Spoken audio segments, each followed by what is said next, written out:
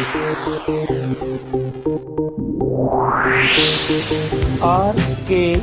स्वागत है दोस्तों आपका एक बार फिर से हमारे YouTube चैनल RKB कैंफी वीडियोस में। पिछली वीडियो में हमने आपको परमाणु संरचना के लिए बोहर-ब्री का जो इलेक्ट्रॉनिक विन्यास लिखने का नियम है उसके बारे में जानकारी दी थी, जिसे हम 2n² नियम भी कहते हैं। 2n² नियम को मैं एक बार आपके सामने रिपीट कर रहा हूं थोड़ा सा, क्योंकि आज जो हम आपके सामने इस वीडियो में प्रस्तुत करने वाले हैं वो उस नियम के आधार पर ही है। इस नियम में आपको कहा गया था कि किसी भी परमाणु की किसी भी कक्षा में अधिकतम इलेक्ट्रॉनों की संख्या 2n² हो सकती है। पहली कक्षा में 2, दूसरी में 8, तीसरी में 18 आदि इस प्रकार से, और सबसे बाहरी कक्षा में 8 से ज्यादा इलेक्ट्रॉन नहीं हो सकते। आप इन दो नियमों को याद रखेंगे तो इनके आधार पर आप किसी भी तत्व का इलेक्ट्रॉनिक विन्यास लिख सकते हैं। अब ये इलेक्ट्रॉनिक विन्यास का फायदा क्या है? पूरी केमिस्ट्री में जो आज की हम वीडियो आपके सामने लेकर आए हैं, मैं ये कहना चाहूंगा कि अभी तक जो वीडियो हमने प्रस्तुत की है वो, और जहां तक उम्मीद है आगे आने वाली वीडियोस भी, उन सब में इम्पोर्टेंट सबसे ज्यादा महत्वपूर्ण आपकी आज की वीडियो है।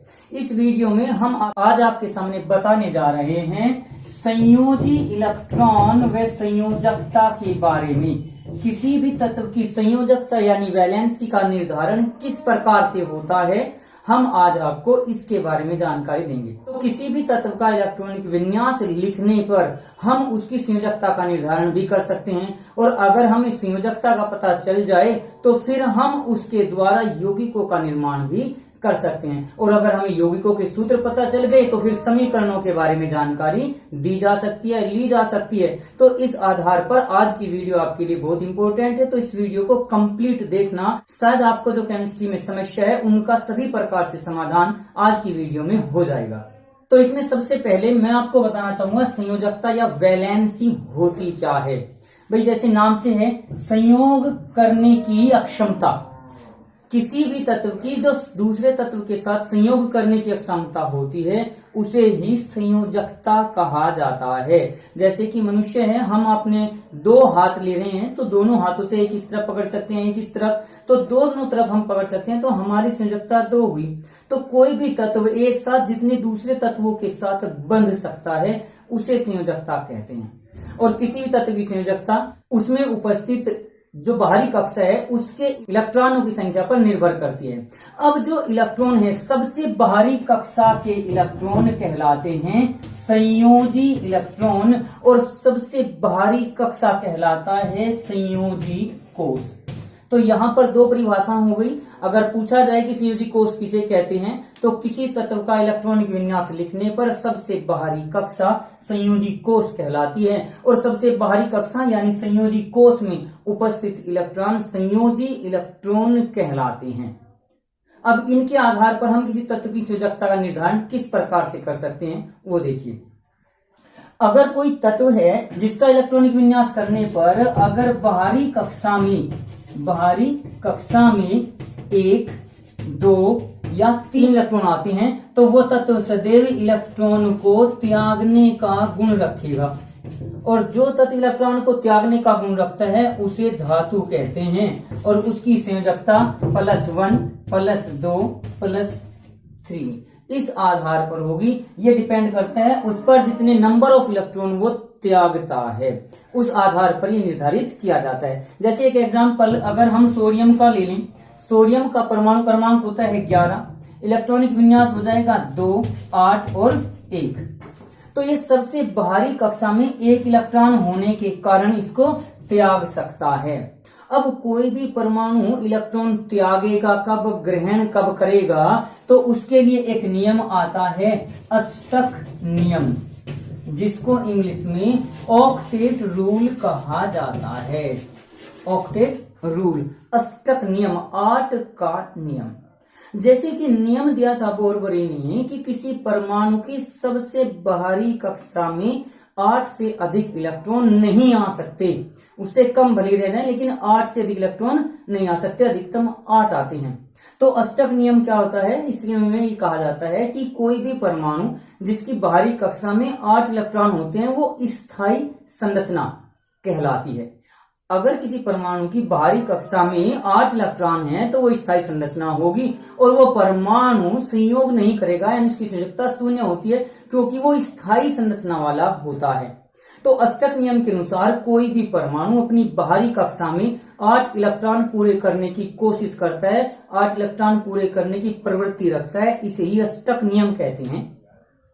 आप इस अष्टक नियम की परिभाषा नोट कर लें, एक बार मैं दोबारा से बता रहा हूं। कोई भी परमाणु अपनी बाहरी कक्षा में 8 इलेक्ट्रॉन पूरे करने की प्रवृत्ति रखता है, इसे ही अष्टक नियम कहते हैं। इसके लिए वह परमाणु इलेक्ट्रॉन त्याग सकता है, इलेक्ट्रॉन ग्रहण कर सकता है या फिर इलेक्ट्रॉनों की साझेदारी कर सकता है। तो इस आधार पर वो अपनी कक्षा को स्थायी बनाने की कोशिश करेगा। अब यहां पर ये देखिए कि इसने सोडियम ने 1 इलेक्ट्रॉन ही क्यों त्यागा। अब यहाँ इसको बाहरी कक्षा में अगर 8 इलेक्ट्रॉन करने हैं तो या तो ये 1 इलेक्ट्रॉन को त्याग दे तो इसकी बाहरी कक्षा में 8 इलेक्ट्रॉन रह जाएंगे, या फिर यहाँ पर 8 बनाने के लिए क्या करे, ये 7 इलेक्ट्रॉनों को ले ले। तो 7 ले या 1 दे, इनमें से अब ये कौन सा कार्य करेगा। अगर इस आधार पर मैं आपको कहूं कि आज आपका टेस्ट है और आप लोगों का टेस्ट जो होगा या तो आप 1 चैप्टर से दे दो या आप 7 चैप्टर याद कर लो, तो आप कितने चैप्टर में से अपना एग्जाम देंगे और टेस्ट आप कितने चैप्टर में से देंगे, ये आप पर ही डिपेंड करता है, आप पर निर्भर करता है। और जहां तक मैं जानता हूं मेरी जानकारी के अनुसार, और आपकी भी इच्छा यही होगी कि हर कोई कहेगा कि जी 7 चैप्टर तो ज्यादा होते हैं, हम तो केवल 1 में से दे लेंगे। तो 1 चैप्टर में से टेस्ट देने के लिए आप भी तैयार हो। इसी प्रकार से परमाणु भी 1 चैप्टर में से टेस्ट देगा, यानी वो 1 इलेक्ट्रॉन को त्यागने की इच्छा करेगा, इनमें से अगर ऑप्शन दिया जाए। तो यहां पर कारण अब हम किस प्रकार से व्याख्या कर सकते हैं, वो कारण ये होगा कि कोई भी परमाणु 1 इलेक्ट्रॉन, अगर हम सोडियम की बात करें तो 1 इलेक्ट्रॉन त्यागने में कम ऊर्जा लगती है, जबकि 7 इलेक्ट्रॉन लेने में अधिक ऊर्जा लगती है। इसी कारण परमाणु 7 इलेक्ट्रॉन नहीं लेता, 1 इलेक्ट्रॉन त्याग देता है। और जैसे ही इलेक्ट्रॉन त्यागा तो सोडियम ने 1 इलेक्ट्रॉन त्यागा तो इसकी जो संयोजकता हुई वो +1 हो जाती है, ये बन जाता है सोडियम आयन। अब सोडियम आयन का अगर इलेक्ट्रॉनिक विन्यास लिखें तो वो कैसे लिखा जा सकता है, इसने ये 1 इलेक्ट्रॉन त्यागा तो इसको छोड़ दो, बाकी लिख सकते हैं, यानी 2 और 8। ये सोडियम आयन का इलेक्ट्रॉनिक विन्यास हुआ। जब भी कोई परमाणु इलेक्ट्रॉन त्यागता है तो वो धनायन बनाएगा, उस पर धनावेश की मात्रा बढ़ जाती है, क्योंकि प्रोटॉन की संख्या सेम टू सेम रहेगी, वो कभी नहीं बदलती। किसी भी परमाणु में न्यूट्रॉन और प्रोटॉन की संख्या नहीं बदलती, परमाणु के अंदर सदैव इलेक्ट्रॉनों की संख्या बदलती है। परमाणु इलेक्ट्रॉन को या तो ग्रहण कर सकता है या इलेक्ट्रॉनों को त्याग सकता है। इसी प्रकार से अगर हम एक और उदाहरण ले लें, जैसे कि कैल्शियम को ले लें।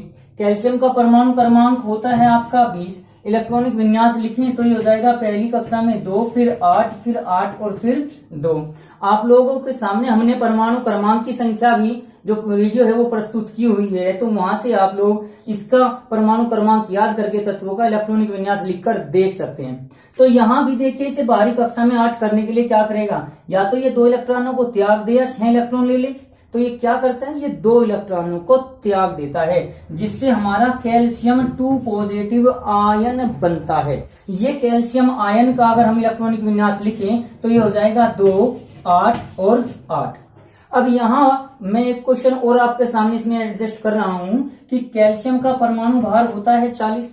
अगर हम कैल्शियम परमाणु के अंदर इलेक्ट्रॉन को देखें तो वो हमारे हैं 20, प्रोटॉन को देखें तो वो 20, न्यूट्रॉन को देखें तो वो 20, क्योंकि न्यूट्रॉन होता है परमाणु भार माइनस परमाणु क्रमांक। तो यहाँ पर हम इस प्रकार से निकाल सकते हैं। लेकिन अगर हम कैल्शियम आयन के बारे में पूछ रहे हैं, कैल्शियम आयन के बारे में बता रहे हैं, तो यहाँ पर हमारे जो इलेक्ट्रॉन हैं, चूंकि इसने 2 इलेक्ट्रॉन त्याग दिए तो इसमें इलेक्ट्रॉनों की संख्या हो गई 18, प्रोटॉन की संख्या इसमें अभी भी 20 है और न्यूट्रॉन की संख्या भी इसमें 20 ही रहेगी।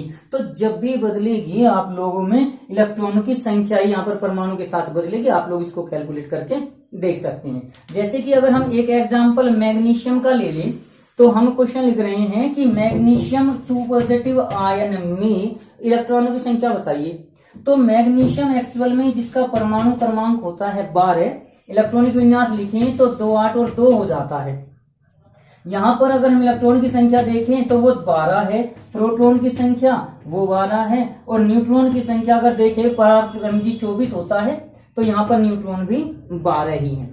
लेकिन अगर हम मैग्नीशियम आयन की बात करें तो मैग्नीशियम आयन में आपके 2 इलेक्ट्रॉन त्याग दिए गए, तो इलेक्ट्रॉनों की संख्या यहाँ पर कितनी हो गई? 10। इसमें प्रोटॉन अभी भी 12 है, न्यूट्रॉन अभी भी 12 ही है। ये तो अभी मैंने आपको धनायन के कुछ एग्जाम्पल दिए हैं। अब इसके बाद अगर हम ऋणायन के एग्जाम्पल को लेकर चलें, ऋणायन के रूप में सबसे बेहतर एग्जाम्पल आपका क्लोरीन का अगर लेकर चलें तो क्लोरीन का परमाणु क्रमांक होता है 17। इलेक्ट्रॉनिक विन्यास करें तो 2, 8 और 7 हो जाएगा। 8 तो 10 और 7 17। अब ये बाहरी कक्षा में 8 इलेक्ट्रॉन कैसे करेगा? या तो ये इन 7 को दे या एक ले ले। 7 को देने में ज्यादा ऊर्जा लगेगी, 7 इलेक्ट्रॉन को देने के लिए अगर परमाणु को देखें तो ज्यादा ऊर्जा का परिवर्तन होगा, जबकि एक इलेक्ट्रॉन लेने में कम ऊर्जा का परिवर्तन होगा। तो इस आधार पर क्लोरीन परमाणु एक इलेक्ट्रॉन को ले लेता है 7 को देने की बजाय, यानी अब इसका इलेक्ट्रॉनिक विन्यास हो जाएगा 2, 8 और 8। और चूंकि इसने एक इलेक्ट्रॉन लिया तो इस पर एक नेगेटिव आ जाएगा, यानी क्लोरीन की संयोजकता -1 है। अब यहाँ पर अगर इलेक्ट्रॉनों की संख्या देखें तो यहाँ क्लोरीन का परमाणु भार होता है 35। तो यहाँ पर क्लोरीन परमाणु में अगर देखें तो परमाणु में इलेक्ट्रॉन हमारे 17 थे, जबकि यहाँ आयन में अगर बात करें तो 8, 16 और 2 18 हो गए। यानी ऋणायन में इलेक्ट्रॉनों की संख्या बढ़ जाती है। प्रोटॉन दोनों जगह आपके 17 ही होंगे, बिल्कुल सेम रहेंगे, और न्यूट्रॉन की संख्या भी सदा समान रहती है। तो इस प्रकार से हम किसी भी परमाणु या आयन की संयोजकता का निर्धारण कर सकते हैं, और उसमें कितने इलेक्ट्रॉन हैं, कितने प्रोटॉन, कितने न्यूट्रॉन हैं, इसका भी अंदाजा, इसकी भी सही गणना हम कैलकुलेट कर सकते हैं। तो अब संयोजकता निर्धारण के हम कुछ 3 नियम लेकर चलते हैं। पहला नियम ये होगा कि यदि किसी परमाणु की बाहरी कक्षा में 8 इलेक्ट्रॉन हैं, 8 इलेक्ट्रॉन हैं, इसमें भी केवल हीलियम को छोड़कर, हीलियम की बाहरी कक्षा में 2 इलेक्ट्रॉन होते हैं, तो उसकी संयोजकता सदैव 0 होती है, यानी वो संयोजकता प्रदर्शित ही नहीं करता, दूसरे परमाणु के साथ संयोग ही नहीं करता। अगर किसी परमाणु की बाहरी कक्षा में 1, 2 या 3 इलेक्ट्रॉन है तो वो परमाणु इलेक्ट्रॉन त्याग देता है और धातु की तरह कार्य करता है, और उसकी संयोजकता +1, +2 और +3 हो सकती है। 4 इलेक्ट्रॉन होने पर उसकी संयोजकता +-4 कुछ भी हो सकती है। और यदि परमाणु की कक्षा में 5, 6 और 7 इलेक्ट्रॉन हो तो उनकी संयोजकता क्रमशः -3, -2 और -1 होगी। तो इस आधार पर यह तत्व अधातु की भांति कार्य करता है।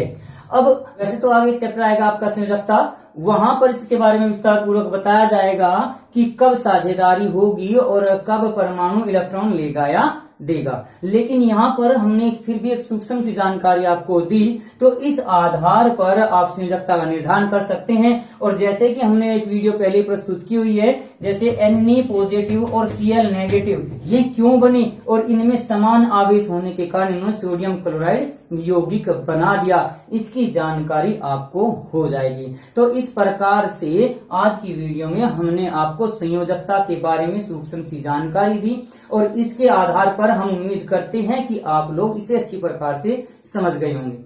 लेकिन किसी भी तत्व का इस प्रकार से संयोजकता ज्ञात करने के लिए हमें उसका इलेक्ट्रॉनिक विन्यास पता होना चाहिए, और हम इलेक्ट्रॉनिक विन्यास के द्वारा ही इन संयोजकता का सही निर्धारण कर सकते हैं। और इलेक्ट्रॉनिक विन्यास सीखने के लिए आपको हमारी पिछली वीडियो देखनी होगी, जिसमें हमने आपको बोहर-बरी का नियम दिया गया है। वैसे तो आगे अन्य नियम भी आएंगे, क्योंकि बोहर-बरी के नियम में भी कुछ कमियां थी, तो वे आपको हम क्रमागत वीडियो में प्रस्तुत करते रहेंगे। तो आप हमारे साथ बने रहिए, और थोड़ा सा ज्ञान केमिस्ट्री का जितना हमसे आता है हम आपको भरपूर देने की कोशिश करते रहेंगे। तो आज की वीडियो के लिए आपका धन्यवाद।